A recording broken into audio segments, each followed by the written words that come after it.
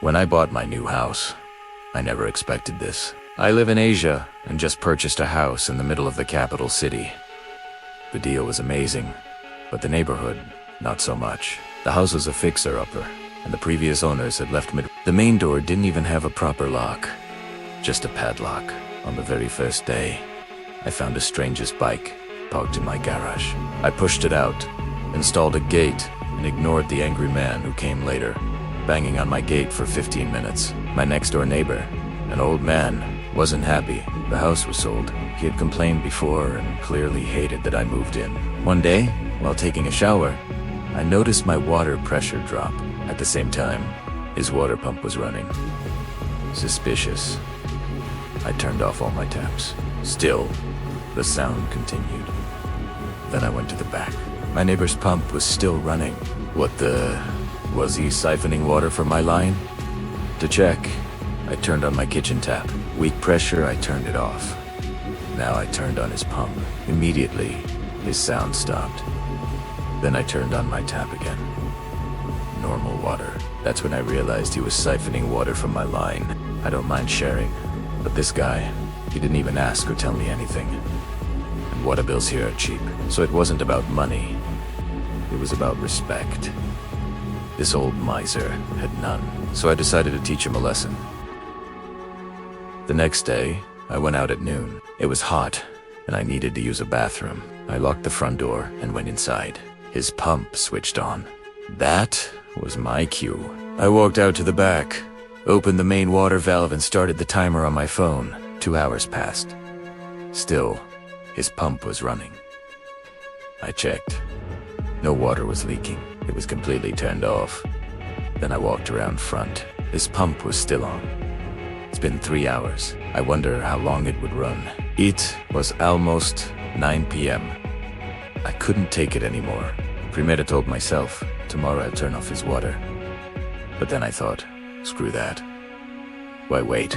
So I went to the back, opened the water valve, and dumped all the water onto his compound wall.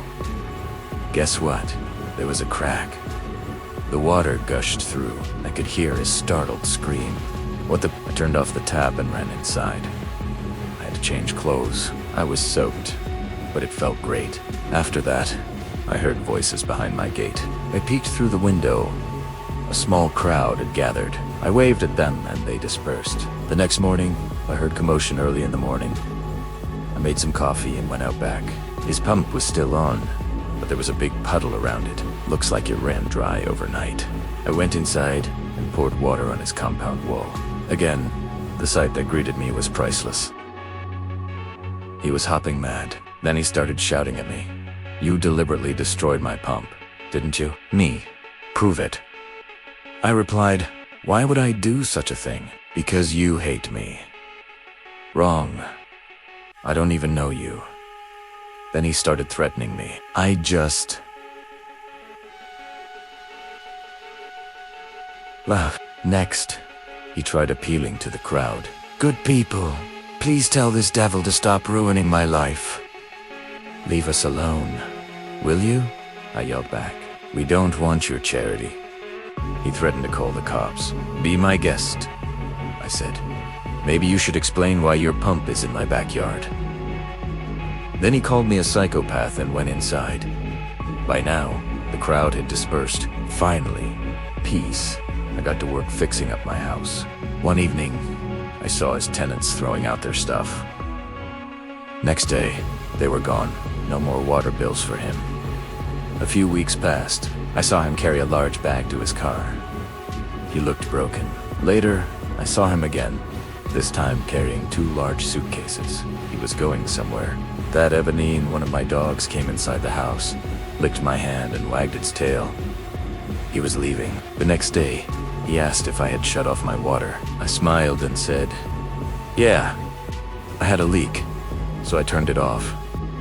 His face went pale, and just like that, I solved 2 problems with 1 simple twist of a valve.